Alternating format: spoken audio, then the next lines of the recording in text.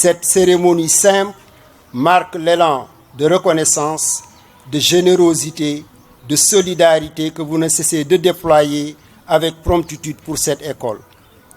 Dans le but de nous accompagner dans notre mission éducative, dans le but de nous mettre dans un cadre convivial, l'association Bon Cœur des anciens élèves de l'école primaire Château d'Eau nous ont gratifié d'énormes ouvrages, à savoir le déplacement du portail, permettant ainsi de mettre en sécurité les élèves, la réhabilitation des sanitaires, une dotation en matériel informatique composée de 2 ordinateurs, de 2 imprimantes et également des livres et un jeu de maillot. Pour tous ces actes nobles, l'équipe pédagogique de cette école et l'ensemble des élèves par ma voix vous disent merci infiniment.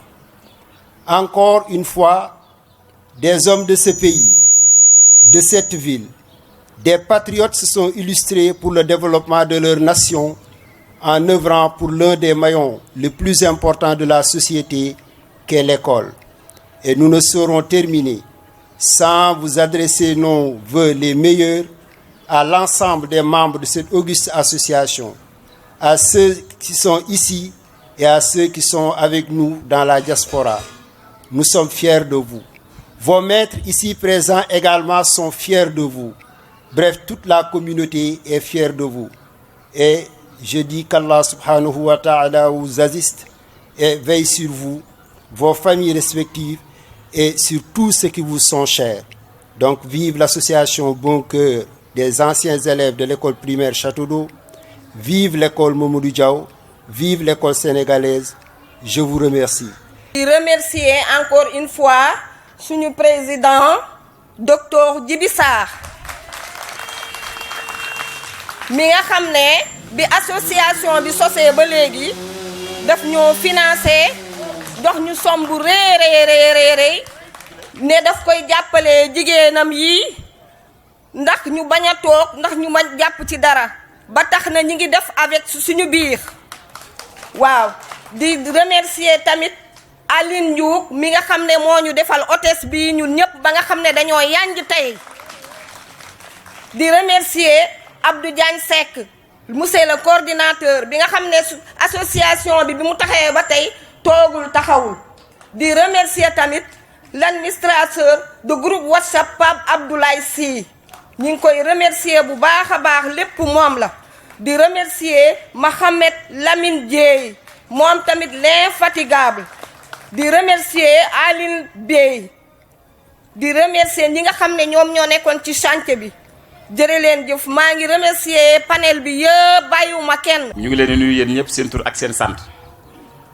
di jiital nuyoo bi le préfet représentant de l'État di teg ci nuyoo bi notre ancien directeur monsieur Kanté di nuyu également ñi nga xamee ni bii ñooñu nekkaloon ci école bi ñuy nekk xale di jël nuyoo bi di ci teg jiital madame Sarr mu ngi nii toog moom moo ñoroon CI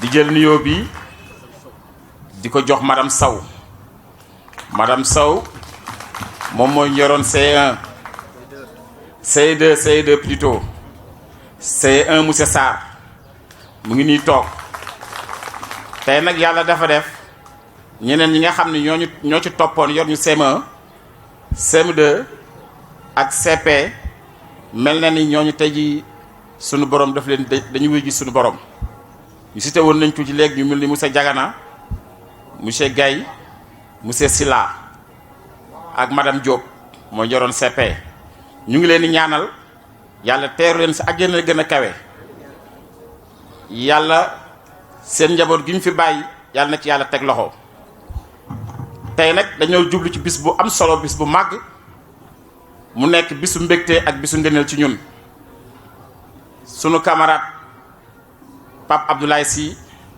ñu ngi koy remercier de passage nous disons mention spéciale à lui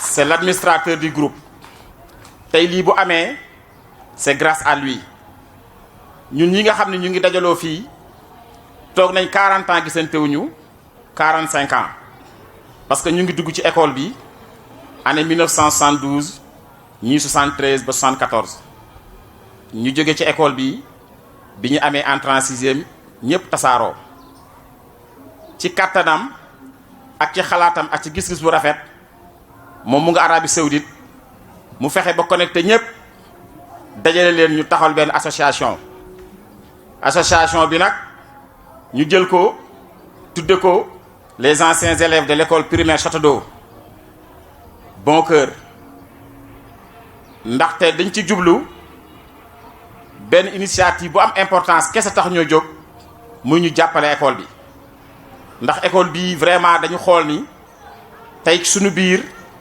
macha allah yàlla def ñu dimbali ñi ci doon jànge ñëpp daanaka presque ñëpp ñu ngi nekk ay cadre ci lu ñu nekk comme niñ ko cité sànq jarul ba ciy ñëw mais dañuy ñaan yàlla jàppale ñu mu jëm ca kanam ñu dajale seen am seen koom-koom ñëw ni dañuy defar école bi.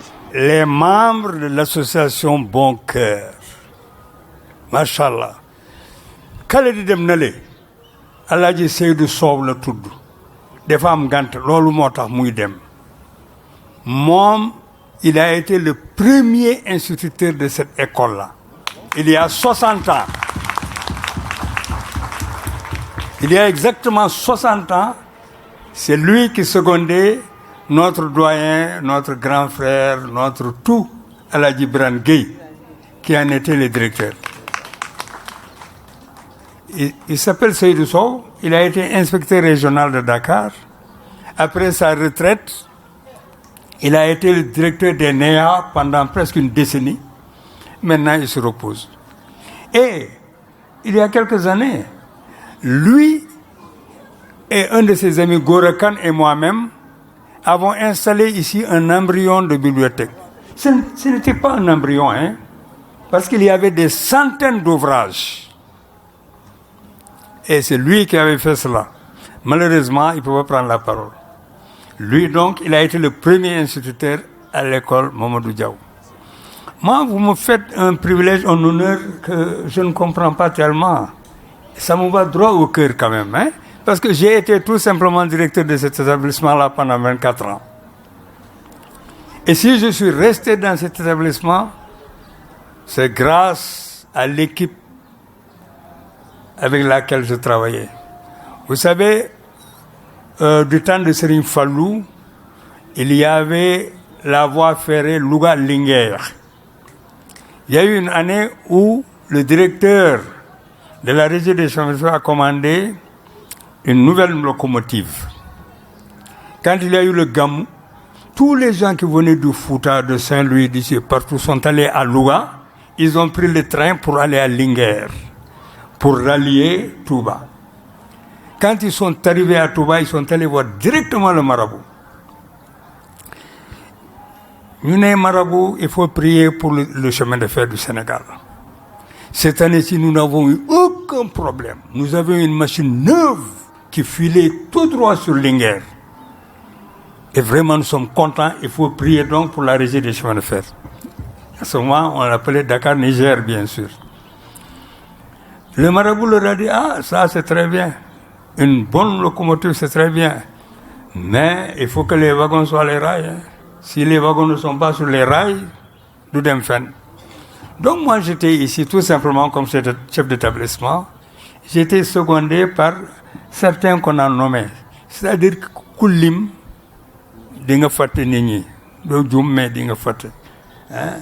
Amadou Salaji Amadou Sarmi, Kumba Ganchiri Sow, Nafissatou Dieye, ñoom bi ñu jàngalee pendant 30 ans laa leen ne yéen ñaan leen dem ci bureau yi yéen tam ngeen noppaleeku ñu ne ma jamais de la vie tant que yaa ngi fii demuloo retraite ñun duñu fi jógee.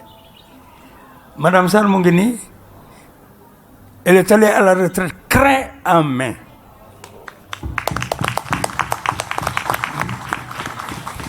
Bon, dans cet établissement-là, comme je l'ai dit, l'établissement fait maintenant 60 ans.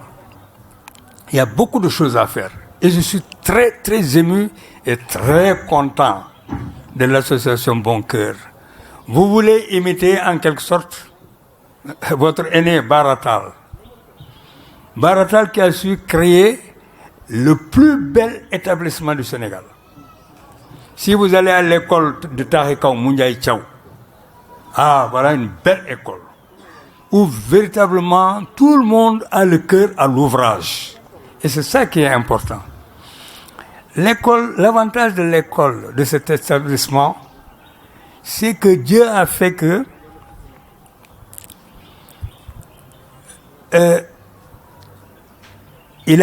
cet établissement a été le premier établissement à expérimenter la méthode du cercle en éducation physique. Et la méthode du cercle avait été inventée par des professeurs d'éducation physique, parmi lesquels Louor. Il était professeur au lycée Malick Sy. Donc, pour la première fois, on a expérimenté cette méthode-là ici. Et c'est cette méthode qui continue en quelque sorte. Pour la première fois, l'école du Château d'Eau a expérimenté l'enseignement des handicapés visuels, Braille. C'est le premier établissement, avant qu'on ne crée l'INEFJA, c'est le premier établissement qui a expérimenté cela. Cet établissement également a vu une chose extraordinaire. Vous savez, dans les temps, la hiérarchie, c'est-à-dire que les enseignants, il y avait des moniteurs auxiliaires, il y avait des moniteurs adjoints, des instructeurs adjoints, des instructeurs et tout ça. C'était presque cloisonné. Mais à partir d'un certain moment, qu'est-ce qui s'est passé? Les gens de Thiès se sont réveillés. Et c'est ici, dans l'école du Château d'Eau, que les gens ont commencé à préparer les gens au CAP, à l'écrit du CAP, qui était un véritable cap. Le cap est toujours difficile à franchir. Le CAP était extrêmement difficile en son temps. Mais on s'est arrangé pour commencer à former des enseignants ici et à les préparer aux examens professionnels. Pour la première fois au Sénégal. Et les séminaires, pendant les vacances, il y avait ce qu'on appelait des séminaires de recyclage. La première fois, c'était encore à l'école du Château d'Eau. Après, le Sénéfa de Rufisque. Parce que dans le temps, c'était au Sénéfa de Rufisque. Mais après, on a décentralisé. Et on a commencé par Thiès. Vous voyez donc que c'est un établissement vraiment chargé d'histoire. Et même également, quand on a créé, je me rappelle très bien, les centres de formation pédagogique. Le premier CFPP, c'était le bâtiment là-bas. La première structure à former des enseignants. C'était ce bâtiment avant qu'on le transfère du côté de Ibakati. C'est vous dire que votre établissement est chargé d'histoire.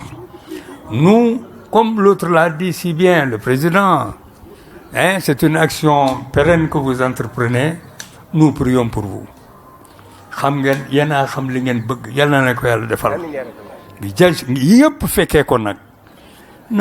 Vous savez, vraiment, l'union fait la force. Et si vous continuez, vous irez très loin. Et tout le Sénégal, n'est-ce pas, vous imitera parce que ça fera tache d'huile.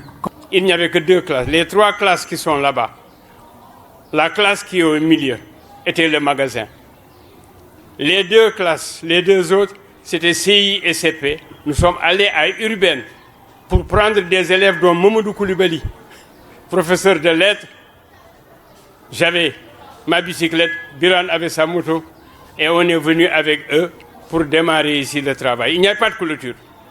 C'est les enfants qui ont mis des cailloux, qui ont enlevé les épines, et on a continué à fonctionner ainsi, et on ajoute des classes. Voilà l'origine de cette école. J'ai donné les preuves ici, en amenant toutes les photos, y compris mes bulletins d'inspection. Mais je profite encore de l'occasion pour me faire oublier et rendre encore le même hommage à Biran Gueye. C'est lui qui m'a façonné sur le plan pédagogique. Il corrigeait mes fiches avec l'encre rouge et j'acceptais Et il me faisait également un cahier de conseil. Et il me disait, tu peux aller plus loin. Et j'y croyais. Et c'est comme cela que nous avons fait 6 ans ensemble ici, avec Biran, jusqu'au moment où il y a eu le cours complémentaire. Je sais également ce qu'on a construit ici, à l'angle, qui était la maison du gardien. Je peux donc continuer à faire toute l'histoire de cette école, de certaines familles autour de cette maison. Vous avez formé des gens qui sont utiles pour la société. Loolu moo ci am solo. Que ñu am ay diplômes, que ñu am ay ndomba tànk, mais aussi que ñu nekk ci koñ bi di dox ci lu baax ak lu rafet ci koñ bi. Loolu aussi réussite la, il faut le saluer bu baax a baax te loolu def ngeen ko ci ñoom. Tey jii koo fi waxal da lay wax doyen Kanté, da lay wax monsieur Diagana, da lay wax monsieur Gaye, da lay wax ay sama tata bi toog. Donc madame Sow, donc loolu yëpp c'est parce que effectivement vous avez marqué des générations et des générations. Kon léegi wax bi lan la? Et là peut-être je revais mon menton de représentant de l'IEF, c'est m'adresser au personnel administratif qui est présent, enseignant qui est aujourd'hui à l'école. Mon ami M. Gadio, qui est un ami que je connais depuis très longtemps, mon co-dité. Alors M. Gadio, donc, vous avez un peu parce qu'en fait, nous sommes exemple, nous sommes modèle, c'est des modèles en quoi tu bir enseignement. Kon dama bëgg rek nga gëna ñaax sa personnel ñu top ci tank ñi fi nekkon nga xamni wax deug yalla lu rafet rek lañ fi def. Ils ont formé énormément de jeunes buñ ko faté té château d'eau lolu mu nekkon lolu mu baxé won dafa wara di wëy dafa wara di continuer monsieur Gadio. Jàngale dafa metti ku ko bëggul do ko def maa ngi nag ñaan jàngalekat yi nga xam ni yépp vraiment def nañ seen ñaq def nañ seen doole def nañ seen xam-xam pour école bi dem ca kanam wax dëgg yàlla yal na yàlla fay ñi nga xam ni dañoo wàcc liggéey ba liggéey bu rafet ba dem vraiment yal na leen yàlla xare ci àjjana yi gën a kawe. may xam leen ni nag lii initiative bi lu baax la ndax day tax élèves yi gën a sawar ci li ñuy def li ma leen di conseillé tamit nag xale yi da leen jël di lire internet baax na de mais nag nga jël un livre lire ko ba nga xam ne lu ci nekk parce que livre xam-xam bi ci livre yi la nekk il faut ngeen di lire pour mën a am xam-xam waaye tamit da leen gën a ñeme li ñuy wax discipline scientifique yi parce que nag science mooy développé dëkk tous les pays qui se sont développés sont scientifiquement développés comme ni ko suñu mbokk mi yàlla na ko yàlla rek pour le professeur Cheikh Anta Diop de baax kon nag da ngeen góorgóorlu examen yaa ngi ñëw fexe ba su fi ñëwaat ngeen am 100% au CFE et à l'entrée sixième kon daal ci loolu laay leen di bàyyee di sant ñëpp di remercier doyens yi fi toog ñii c'est des monuments de l'histoire Amadou Hampâté Bâ disait que un vieillard qui meurt c'est une bibliothèque qui brûle ñii il faut bénéficier de leur expérience parce que li expérience bi am ci wàllu jàngale ak ci wàllu àdduna je ne pense pas que les générations futures mën ko am kon nag il faut vraiment les appuyer mais également les approcher surtout pour bénéficier de leur expérience maa ngi leen di sant bu baax di leen gërëm. li sabab association bi mooy sunu benn xarit école primaire bu nekkoon fii di jàng nekk Arabie Saoudite nekk un ingénieur géologue Abdoulaye Sy moo xëy ci xalaatam mu ne léegi dafa bëgg a dajale ancienne camarade am école primaire pour ñuy waxtaan di xool nan la ñu mën a def pour rendre encore école bi lim ñu jox parce que école bi fii la ñu dalee baax gis nga suñu enseignant primaire bi sax mi ngi fi woon fii la ñu dalee baax donc ku la dalal baa moom ku la jàngal baa moom desatuloo ko dara ci biir ñu am benn panel boo xam ne léegi presque 70 personnes la panel WhatsApp ñu ciy waxtaan di waxtaan après benn idée génn ci ñu ne léegi dañoo war a créer association pour l'école Château d'Eau qui a pour but uniquement d'aider l'école Château d'Eau c'est le seul but de l'association aider l'école Château d'Eau kese bañ ko defee ñu ñëw fii école réunion fii en même temps ñu xoolaale état des lieux école bi bi ñu réunion ñu créer un bureau après ñu fal ma président de l'association donc léegi depuis boobu ñu fal commission yi fal ñëpp depuis boobu nag ñuy xalaat toujours ci panel bi lan yan action la ñu war a mën a def pour aider école bi là maa ngi ciy saluer sunu doyen monsieur Kanté parce que jour bi ñuy créer association bi fii bi ñuy créer bureau bi monsieur Kanté ci boppam la ñu invité woon mu ñëw nekk suñu président d'honneur jour boobu waxtaan nañ ñun jox ñu conseil te conseil yi mu jox ñaar rek la dafa ñuy ni lii bu ngeen bëggee muy dem na ngeen di réunion ba pare di cotiser donc ci loolu la ñu nekk dañuy réunion régulièrement et puis cotisation yi tamit dañuy cotiser parce que sunu membres yi ñi ngi fii Sénégal dañu ci bëri tamit ñoo ngi bitim réew mais toujours ñoom réerewuñu dañuy waxtaan toujours ci cadre benn panel WhatsApp donc ñoom ñoo cotiser ñoom ñëpp ñoo cotiser parce que dafa am cotisation mensuelle ba pare am ay contribution volontaire donc bi contribution volontaire yi ñëwee ak cotisation mensuelle yi ñu ñëw fii ci école bi waxtaan ak ñoom fekk ñoom école bi amoon mébét boobu sax porte bale nu mu jegee tali bi ñu waxtaan ak ñoom ñun bu doon sunu sago ñu déplacer porte bi fii pour la sécurité des enfants parce que xam nga xale yi porte bale ak tali bi presque 80 centimètres la te loolu wóorul donc ça constitue un danger pour les enfants ñu waxtaan ak autorités scolaires yi le directeur maa ngi ciy profité monsieur Gadio pour saluer ko bu baax remercier ko par sa disponibilité parce que nit ku disponible la saa ñu fi ñëwee daf ñu accueillir bu baax dugal ñu bureau ñu waxtaan léegi bi ñu waxtaanee moom mu informer ses autorités comme ay IEF yooyu mu informer leen ne ñun association Bokër dañu bëgg a changer porte bi bañ ci d'accord nag ñu waxtaan ci après ñu commencé travaux yi ci travaux yi tamit ki ko def tamit mu bokk membre ci ñun muy Aline Ndiouk kooku membre la moom it parce que moom it fii la nekkoon école primaire moom it ñu dox ko travaux yi vraiment maa ngi profité ci interview pour remercier ko moom it féliciter ko parce que vraiment œuvre bi mu def nii œuvre bu rafet la œuvre bu baax la œuvre bu dëgër la ba pare œuvre bu am sécurité la ci loolu dañu tamit ñu décider bi ñu ñëwee di xool école bi toujours ñu décider réfectionner les toilettes on a réfectionné les toilettes des femmes on a réfectionné les toilettes des hommes ensuite ñu jox leen donc ñaari ordinateur yu bees tax lañ leen jox ñaari ordinateur en plus le premier directeur de l'école Birane Gueye sa famille tamit joxe ay dons en produit de désinfection donc loolu la ñu ñëwoon tey def cérémonie bi def remise bi jox ko waa école bi di leen ñaax tamit bu baax ñu góorgóorlu tamit ci entretien bi bu baax di wax ni ñun association Bokër tamit am nañu yeneen projet ci école bi parce que li ma la wax rek au début mooy le seul but de l'association c'est aider l'école Cheikh Do donc projet beneen bi ñu am bi ci njëkk moom mooy d'abord dañuy peinture école bi dañ koy peinturaat ba pare encore am bibliothèque donc nañ ci waxtaan ak ñoom bu ñu amee benn place bu baax rek ñu jox ñu ko parce que nos membres sont prêts fu ñu toll nii pour joxe ay livres ñu équiper benn bibliothèque bu ñu fa mënee def benn machine wala ñaari machine informatique comme ça léegi élèves yi di lire quoi parce que on a constaté que léegi les élèves dootuñu lire ndax l'internet dootuñu lire te lecture moom mooy c'est la première des connaissances nit ku bëgg am xam-xam defe naa il faut ngay lire donc dañu bëgg a boy dellu ci waat ci lecture di lire parce que lire moom moo lay jox xam-xam loolu moo tax maa ngi féliciter vraiment tous les membres de l'association Bokër di féliciter tamit Ablaye Sy ak ñi nekk bitim rek ak membres yi nga xam ne ñoo fi nekk mais di terminer ci félicitation bi mais sunu famille vraiment on a des femmes dévouées femmes yu xarañ femmes yoo xam ne vraiment ñi ngi ci panel bi chaque jour di joxe seen xalaat même organisation bi tamit ñoom ñoo jël lépp en charge organiser ko jënd seen yére defar ko ba mu rafet donc vraiment maa ngi ci profité pour féliciter vraiment remercier les femmes de l'association anciens élèves de l'école Cheikh Do Bokër maa ngi leen di féliciter encore le